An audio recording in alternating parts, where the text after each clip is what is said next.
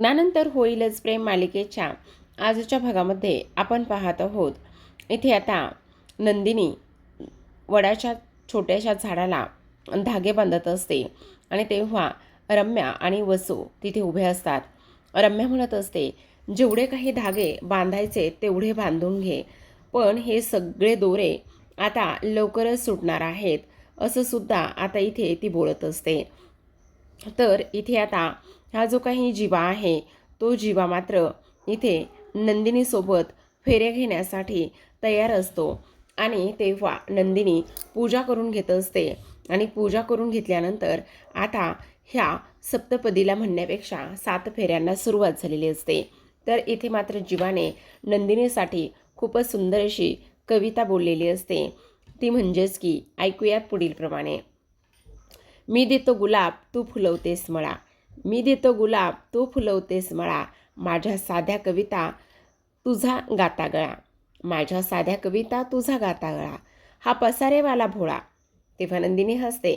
तो पुन्हा म्हणतो, हा पसारेवाले भोळा प्रेमाने आणतो असा, तू माळल्यावर माझ्या प्रेमाला राहत नाही पारा, माझ्या नुसत्याच फेऱ्या, माझ्या नुसत्याच फेऱ्या तुझी लक्ष्मीची पावले, माझ्या नुसत्याच फेऱ्या तुझी लक्ष्मीची पावले, तुझ्या रूपानेच खरं तर आयुष्यात सुख पावले, तुझ्या रूपानेच खरं तर आयुष्यात रूप पावले. मग आता नंदिनी म्हणत असते, उगाच सगळ्यांना दाखवता माझा तुम्हाला आहे धाक. तेव्हा सगळेजण हसायला लागतात. उगाच सगळ्यांना दाखवता माझा तुम्हाला आहे धाक, तुम्ही श्वास घेता ऐकू मला येते हाक, श्वास तुम्ही घेता आणि ऐकू येते मला हाक. नंदिनीने त्याला उलट उत्तर दिलेलं असतं.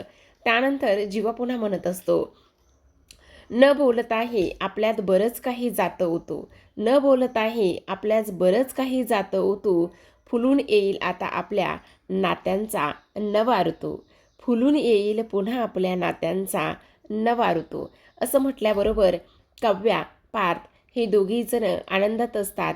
काव्या टाळ्या वाजवत असते, त्याला वाहवा म्हणत असते आणि किती सुंदर कविता गायली ह्यासाठी सुद्धा आता इकडे सगळेजण त्याचं कौतुक करत असतात. नंदिनीला सुद्धा इथे फार जास्त आनंद झालेला असतो, कारण इथे एवढी सुंदर कविता इथे आता त्याने गायलेली असते. आता रम्या इकडे विचार करत असते की आता ह्या दोघांचं तर झालंय, पण बाकी ह्या दोघांचं होईपर्यंत सगळं काही पुढचं व्यवस्थित झालं पाहिजे, असा विचार आता इकडे रम्या करू लागलेली असते. दुसरीकडे आता पार्थ म्हणत असतो, आता तुमचा नंबर आहे. मग त्या काव्या म्हणत असते, देशमुख बघा ना, बघा जरा तुमच्या धाकट्या भावाकडून काहीतरी शिका, त्याने किती सुंदर अशी कविता गायली आहे दिनीताईसाठी. पण तुमचं काय चाललेलं आहे, बोला ना, तुमचं काय चाललेलं आहे, तुम्ही माझ्यासाठी नेमकं काय करणार आहात. आणि आणखी एक गोष्ट तुम्हाला सांगते, तुम्ही लास्ट टाईम ज्या पद्धतीने वटपौर्णिमेचं महत्त्व सांगितलं होतं आणि माझ्यासोबत फेरे मारले होते, असं मला काही नको या. ह्यावेळेस मलासुद्धा पाहायचं आहे की तुम्ही माझ्यासाठी वेगळ्या पद्धतीने काय करताय म्हणून. तेव्हा पार्थ म्हणत असतो, ठीक आहे, मी आत्ता तुम्हाला इथे मी काहीतरी वेगळं करावं अशी इच्छा आहे ना, तर मग मी तुमच्यासाठी ते सगळं काही करायला तयार आहे, असं म्हटल्याबरोबर आता इथे पार्थ लगेचच काव्यासाठी काहीतरी वेगळ्या पद्धतीने करायला सुरुवात करतो. तेवढ्यातच आता विजय जीवानंदिनीच्या खोलीमध्ये जाऊन पोहोचलेला असतो, पण इथे मात्र जीवाचा फोन वाजलेला असतो. नंदिनी म्हणत असते, अहो जीवा तुमचा फोन वाजतोय. तेव्हा जीवा म्हणत असतो, ठीक आहे. तर इकडे पार्थ म्हणत असतो, ठीक आहे, आता मी तुम्हाला एक चॅलेंज देतो आणि ते चॅलेंज म्हणजेच की तुमचे हे सगळे काही 7 फेरे पूर्ण होईपर्यंत मी तुमचं एक सुंदर असं चित्र इथे रेखाटतो आणि ते चित्र तुम्ही पहा, असं म्हणून आता लगेचच पार्थ इकडे चित्र काढण्यासाठी सगळं काही रेडी करत असतो. तर दुसऱ्या बाजूला आता हा विजय पाहतो की इथे जीवा फोन घेण्यासाठी खोलीपर्यंत येत आहे आणि तेव्हा तो लगेचच हा फोन काहीतरी केलं पाहिजे किंवा मला तरी कुठेतरी लपलं पाहिजे, असा विचार त्याच्या मनामध्ये आलेला असतो.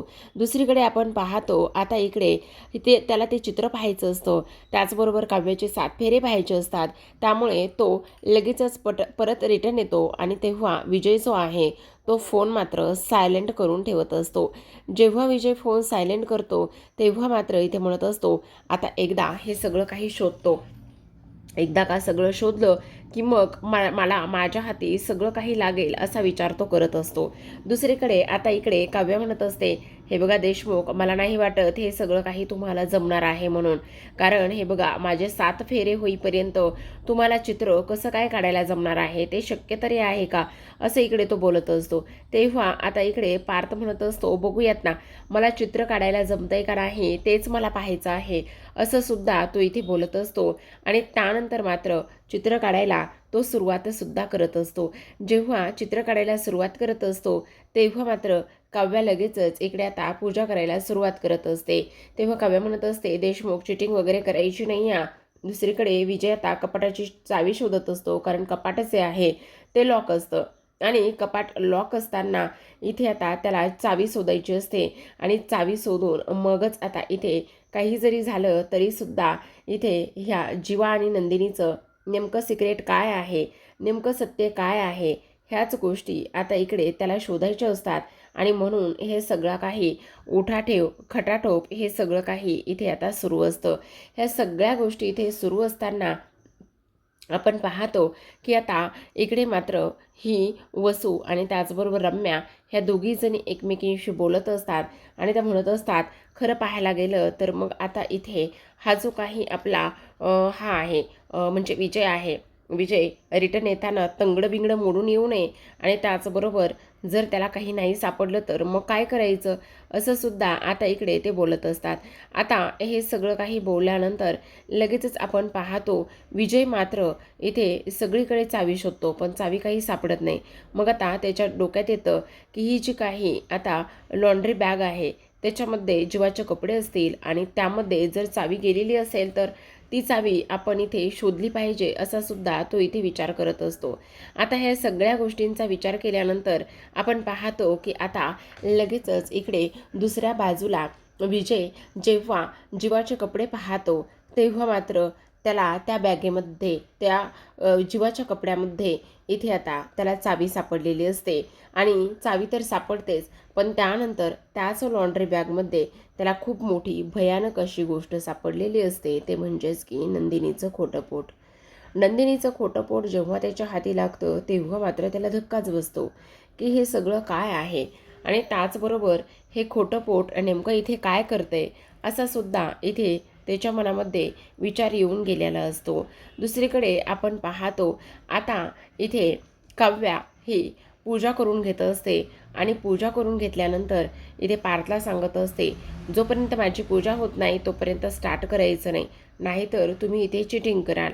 आता विजय हसायला लागलेला असतो, तर दुसरीकडे आता इकडे काव्याची आता पूजा सुरू असते.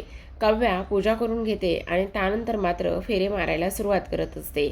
इकडे दुसरीकडे आपण पाहतो लगेचच पार्थ म्हणत असतो, ठीक आहे आता मी सुरुवात करतो. मग आता इथे विजयचा फोन आलेला असतो आणि जेव्हा विजयचा फोन येतो तेव्हा रम्या म्हणत असते, काय झालं, बोल ना, भेटलं का, सगळं काही सापडलं का. तेवढ्यातच आता इकडे विजय म्हणत असतो, अगं सापडलं काय, आता तुला एक गोष्ट सांगू का, सापडायला फक्त एकच गोष्ट हवी होती, ती चावी आणि त्या फाईल्स वगैरे ते सगळं काही जाऊ दे, पण आत्ता मला एवढी मोठी गोष्ट सापडली आहे ना, आणि ती गोष्ट आता मात्र इकडे त्या जीवा आणि नंदिनीला बर्बाद केल्याशिवाय राहणार नाही, असं म्हटल्याबरोबर रम्या म्हणत असते, नेमकं तुला काय सापडलंय. तेव्हा तो म्हणत असतो, मला नंदिनीच्या खोलीमध्ये खोटं पोट सापडलेलं आहे, कळलं का. आता मात्र इथे फुगा फुटणार आहे, असं सुद्धा तो बोलत असतो. आणि तेव्हा रम्याला आनंद झालेला असतो की विजयने एवढं मोठं काम केलेलं आहे म्हणून. तेव्हा रम्या म्हणत असते, काय काय सांगतोयस काय, आता तुला खोटं पोट सापडलंय, म्हणजे ती नंदिनी प्रेग्नेंट नाही आहे. वा विजय वा, खरंच मानलं पाहिजे तुला. आणि आता मात्र इथे ही जी काही त्यांची सून आहे ना देशमुखांची, एवढं सगळं काही करते आणि त्याचबरोबर एवढ्या सगळ्या गोष्टी करते, तर मग आता ती प्रेग्नेंटच नाही आहे, हे जेव्हा समोर येईल तेव्हा काय होणार आहे, असं सुद्धा आता इकडे ती बोलत असते. सोबतच आता इकडे वसू म्हणत असते, हे सगळं कसं आहे, म्हणजे नंदिनी खोटं पोट लावत आहे आणि त्याचबरोबर नंदिनी खोटं पोट लावते म्हणजे ह्या एवढ्या हलक्यात घेण्यासारख्या गोष्टी अजिबातच नाही येतं. आता सगळ्यांसमोर बॉम्ब फोडायचा असं रम्या म्हणत असते आणि विजयला सुद्धा बाहेर आवाज देत असते. त्याच वेळेला आता इकडे दुसरीकडे आपण पाहतो की इकडे पार्थ हा चित्र काढत असतो, तर काव्या मात्र वड्याला फेरे मारत असते, ते सुद्धा पार्थकडे बघूनच. आता आपण पाहतो की काव्याला मध्येच भास होतो की पार्थ तिच्याबरोबर येऊन तिच्या सोबतीनं वड्याला फेरे मारत आहे, असा सुद्धा भास इकडे तिला होत असतो आणि त्यानंतर ती तसं इमेजिनसुद्धा करत असते. पण पार्थ मात्र त्याचं तिच्याकडे बघून बघून एकंदरीत चित्र रेखाटत असतो. आता हा टॉप 3 आर्किटेक्टपैकी एक आहे म्हटल्यावर चित्र तर त्याच पद्धतीने काढणारा अगदीच खरं आहे. पण आता मात्र इकडे ती काव्याला भास झाल्यानंतर काव्याला फार आनंद होत असतो की हे सगळं काही ह्या पद्धतीने होतंय आणि त्याचबरोबर इथे देशमुखसुद्धा माझ्यासोबत इथे आता चित्र काढण्यासाठी तयार आहेत. ह्या सगळ्या गोष्टींचा तिलासुद्धा प्रचंड आनंद होत असतो आणि त्यानंतर तिला मागच्या जन्मीची वटपौर्णिमासुद्धा आठवत असते आणि मागच्या जन्मीची वटपौर्णिमा आठवत असताना आता आपल्याला असं पाहायला मिळतंय की इथे काव्या पुन्हा त्या स्वप्नातून बाहेर येते आणि हसायला लागत असते. कारण पार्थ जो आहे ना, तो पार्थ मात्र आहे त्याच ठिकाणी तसाच उभा असतो, तो सुद्धा काव्याचं चित्र काढत. आता काव्याचा 7वा फेरा सुरू असतो तेव्हा पार्थ जो आहे तो काव्याजवळ येऊन उभा राहत असतो आणि काव्याजवळ येऊन उभा राहिल्यानंतर आता इकडे तो लगेचच चित्रसुद्धा त्याचं कंप्लीट झालेलं असतं. मग आता काव्या मात्र त्याच्याकडे पाहते आणि त्यानंतर तिला तर विश्वासच बसत नाही की इथे मात्र पार्थने चित्र पूर्ण केलेलं असेल म्हणून. आता सप्तपदी फेरे ह्या सगळ्या गोष्टी ऑलमोस्ट पूर्ण झालेल्या असतात आणि हे पूर्ण झाल्यानंतर आता इकडे काव्याने 7 फेरेसुद्धा घेतलेले असतात आणि 7 फेरे घेतल्यानंतर आता पार्थ येथे समोर येऊन उभा राहतो. तेव्हा काव्या म्हणत असते, देशमुख ऐका ना, हे बघा, जर तुम्हाला नसेल जमलं, नसेल काढता आलं तर काही एक हरकत नाही आहे. तुम्ही अजिबात काळजी करू नका. मला अजिबात वाईट वगैरे अजिबातच वाटलेलं नाही आहे, असं सुद्धा काव्या बोलत असते. आणि तसं पाहायला गेलं तर इकडे मी फक्त तुम्हाला एक बोलले होते, पण एवढ्या कमी वेळेत चित्र काढणं हे कोणालाही शक्य होणार नाही. त्यामुळे तुम्ही उगाचच वाईट वगैरे वाटून घेऊ नका. आणि तसंही पाहायला गेलं ना तर माझी वटपौर्णिमा मात्र अतिशय सुंदर अशी झालेली आहे, असं सुद्धा काव्या म्हणत असते. आणि त्यानंतर तुम्हाला काळजी वगैरे करण्याची अजिबात गरज नाही, असं सुद्धा स्पष्टपणे ती बोलत असते. तेवढ्यातच आता येथे मात्र काव्या म्हणत असते, खरं तर आता ही वटपौर्णिमा एवढ्या सुंदर पद्धतीने मला साजरी करता आलेली आहे, ह्यातच मला खूप जास्त आनंद आहे, असं सुद्धा ती बोलत असते. पण आता मात्र पार्थ इथे जेव्हा ते चित्र दाखवतो तेव्हा मात्र इथे काव्याला धक्काच बसतो. काव्या तर आवासूनच हे सगळं काही पाहत असते, कारण पार्थने एवढं सुंदर चित्र काढलेलं असतं की काही विचारूच नका. मग आता काव्या म्हणत असते, देशमुख काय आहे, असं म्हणून धावतच जाते आणि त्याला मिठी मारत असते. तेव्हा पार्थ म्हणत असतो, अहो काय करताय, पडलो असतो ना मी. तेव्हा काव्या म्हणत असते, तुम्हाला हे सगळं कसं जमतं हो, तुम्ही हे सगळं कसं मॅनेज केलंय, तुम्हाला हे सगळ्या गोष्टी कशा जमलेल्या आहेत, असं सुद्धा ती विचारत असते. तेव्हा तो म्हणत असतो ना, ती मी आर्किटेक्ट नाही आहे ना, त्यामुळे मला हे जमलंय, असं म्हणून हसायला लागलेले असतात. मग त्या काव्या लगेच पेन्सिल घेते आणि पेन्सिल घेतल्यानंतर त्या फोटोच्या खाली ती लिहित असते, आयुष्यभरासाठी तुम्हाला मी बुक केलंय, असं ती एक एक शब्द लिहित असते. तर दुसरीकडे मात्र जीवा तिने लिहिलेला एक एक शब्द वाचत असतो आणि आयुष्यभरासाठी मी तुम्हाला बुक केलंय असं लिहिल्याबरोबर आपण पाहतो की इथे मात्र पार्थला आनंद झालेला असतो आणि खालीसुद्धा तिने एक गोष्ट मेन्शन केलेली असते, ती म्हणजेच की काव्या पार्थ देशमुख असं लिहिल्यानंतर मात्र इथे सगळ्यांना आनंद झालेला असतो. आता इथे मिथुन आणि विक्रम हे दोघेही जण आलेले असतात आणि जेव्हा ते दोघेही जण येतात तेव्हा मात्र आता इकडे आपण पाहतो ते मिथुन म्हणत असतात, खरं तर आपण जरा चुकीच्या वेळेला आलेलो आहोत का, आपण आपली वेळ चुकलेली आहे का, असं ते मुद्दामून म्हणत असतात. आणि तेव्हा इथे आता विक्रम म्हणत असतात, नाही रे नाही, असं काहीही नाही आहे. खरं तर विक्रम म्हणतात, खरं तर आता इकडे हे सण समारंभामधलं प्रेम चालतं थोडंफार आणि मला तर खूप आवडतं, आय लाईक धिस, असं त्यांचा डायलॉग ते बोलत असतात. आता हे सगळं काही बोलल्यानंतर इथे मात्र विक्रम म्हणत असतात, बाप रे बाप, खरंच दणक्यात साजरी आहे वाटतं ही वटपौर्णिमा. मग आता इथे मिथून म्हणत असतात, खरं पाहायला गेलं ना तर तुमच्याकडे पाहून आनंदच होतोय. म्हणजे बघा ना, तुम्ही कशा पद्धतीने वटपौर्णिमा साजरी करताय. म्हणजे तुमचं कौतुक करावं तेवढं कमीच आहे. इथे निसर्गाचं वातावरणसुद्धा तयार केलेलं आहे आणि त्याचबरोबर इथे तुम्ही तुमच्या बायकांना ऊन लागू नये, ह्या सगळ्या गोष्टी होऊ नये म्हणून इथे घरामध्येच वटपौर्णिमासुद्धा साजरी करत आहेत. हे सुद्धा किती आनंदाचं आहे असं सुद्धा आता इकडे ते बोलत असतात. आता हे सगळं काही बोलल्यानंतर आपण पाहतो इथे आता जो काही मिथून आहे तो म्हणतो की बापरे, हे तर चित्र आहे. म्हणजे जीवा म्हणत असतो, हो हे चित्र जे आहे ना ते दादाने काढलेलं आहे आणि ते चित्र दादाने काढल्यानंतर तुम्हाला पाहायचं होतं ना कसं दिसतंय म्हणून बघा. आणि ते सुद्धा अक्षरशः फक्त काव्याची वडाची पूजा पूर्ण होईपर्यंतच ते चित्र पूर्ण केलं आहे असं सुद्धा तो सांगत असतो. मग आता विक्रम म्हणत असतो, माझ्या पार्थवर तर मला पूर्ण विश्वास आहे कारण तो आर्किटेक्ट आहे म्हणून. त्यानंतर इथे आता काव्या म्हणत असते, बाबा एवढंच काही नाही आहे, जीवाने सुद्धा खूप काही गोष्टी केल्यात. अहो जीवाने सुद्धा इथे एवढंच नाही केलं तर नंदिनी ताईसाठी त्याने अख्खी कविता म्हटली आहे. तेव्हा मात्र इथे विक्रम म्हणत असतात, खरं पाहायला गेलं तर माझी पोरं खूप हुशार आहेत. तेव्हाच रम्या येते आणि वसूसुद्धा आलेली असते. आता रम्या आल्याबरोबर ती तिचा डाव टाकत असते. ती म्हणत असते, अरे मामा असं काय करतोयस, तुझी फक्त पोरच हुशार आहेत का आणि सुना तुझ्या हुशार नाही आहेत का? तुझ्या सुनाने सुद्धा काय काय दिवे लावलेले आहेत ते तुला बघायचे नाही आहेत का? असं म्हटल्याबरोबर लगेचच आता विक्रम म्हणत असतात की तुम्हा दोघींनी आणखी काय आणि कशा पद्धतीने कटकारस्थान करायला सुरुवात केली आहे. तुम्हा दोघींना अजून काय बोलायचं आहे असं विक्रम इथे स्पष्टपणे बोलत असतात, तिला विचारत असतात. आणि तेव्हा रम्या म्हणत असते, अरे मला कशाला काय कुठे बोलायचं आहे मामा, मला तर काहीही बोलायचं नाही आहे. पण तुला सांगू का, तुझ्या सुनाने इथे काय केलंय ही गोष्ट तुला माहिती आहे का? म्हणजे ही नंदिनी एवढी सावित्रीचा आव आणते आणि एवढी पूजा वगैरे करते ना, तर मग मला सांग तिने इथे कोणत्या गोष्टी केलेल्या आहेत का हे तुला पाहायचं आहे का?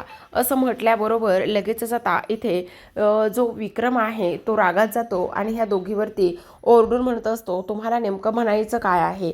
त्याच वेळेला आता इथे मात्र रम्या लगेचच विजयला आवाज देत असते. तेव्हा विजय समोरून येत असतो आणि समोरून येणाऱ्या विजयच्या हातामध्ये ते खोटं पोट असतं. जेव्हा खोटं पोट विजयच्या हातामध्ये असतं आणि तो पाहतो, सगळेजण पाहतात, तेव्हा मात्र इकडे सगळ्यांना खूप मोठा धक्का इथे बसलेला असतो. नंदिनीला तर समजत नाही की ह्याच्या हाती हे खोटं पोट नेमकं लागलं कसं आणि त्याचबरोबर हे सगळं काही झालं कसं असं सुद्धा आता इकडे तो बोलत असतो. त्याचबरोबर आता इकडे रम्या ते खोटं पोट हातात घेते आणि म्हणत असते, आता नंदिनी मला एक गोष्ट सांग, हे खोटं पोट तुझ्या खोलीमध्ये काय करत आहे? आणि त्याचबरोबर एवढं तू खरं बोलतेस, एवढं तुला सगळं खरं हवं असतं ना, मग तुला एवढं सगळं काही खरं हवं असतं तर मग हे खोटं पोट तुझ्या खोलीमध्ये काय करतंय? असा प्रश्न आता इथे मात्र रम्याने विचारलेला असतो. आता हा सगळा प्रश्न विचारल्यानंतर सगळ्यांना खूप मोठा धक्का बसतो की हे सगळं नेमकं गुपित आहे तरी काय आणि ह्या सगळ्या गोष्टी नेमक्या आहेत तरी काय, असं सुद्धा इकडे सगळेजण विचार करत असतात. पण रम्या म्हणत असते, मामा तुझी पोरं तर हुशार आहेतच रे, पण ह्या सुनांचं काय, विचार ना नंदिनीला की हे सगळं काय आहे म्हणून. तर आता प्रेक्षकांनो आजच्या भागामध्ये एवढंच. उद्याचा भाग खूप इंटरेस्टिंग आहे बरं का, कारण उद्याच्या भागामध्ये ना असं दाखवलं आहे की ते खोटं पोट जे आहे ना ते बहुतेक जीवासाठी आणलेलं आहे. मग आता रम्या म्हणत असते, जर हे खोटं पोट जीवाचं आहे, जीवासाठी हे खोटं पोट आणलं आहे, तर मग मला नंदिनीच्या पोटावर हात ठेवून पाहायचा आहे. असं म्हटल्याबरोबर आता मात्र इथे रम्या हळूहळू करून नंदिनीच्या समोर येत असते आणि समोर येऊन तिच्या पोटावर ती हात ठेवणार असते आणि तिथे स्टॉप झालेला आहे. पण मला सांगा प्रेक्षकांनो, आता दिवसेंदिवस आता तिला 3रा महिना सुरू आहे आणि तेव्हा नंदिनी ह्या सगळ्या गोष्टीतून कशी स्वतःला वाचवेल हे पाहणं तेवढंच इंटरेस्टिंग असणार आहे. आणि त्याचबरोबर जेव्हा रम्या इथे आता नंदिनीच्या पोटावर हात ठेवेल तेव्हा मात्र समोर काय येईल आणि इथे सगळ्या देशमुखांसमोर नंदिनीची पोलखोल होईल का, पाहूयात येणाऱ्या भागामध्ये. तोपर्यंत तुम्ही पाहत राहा लग्नानंतर होईलच प्रेम.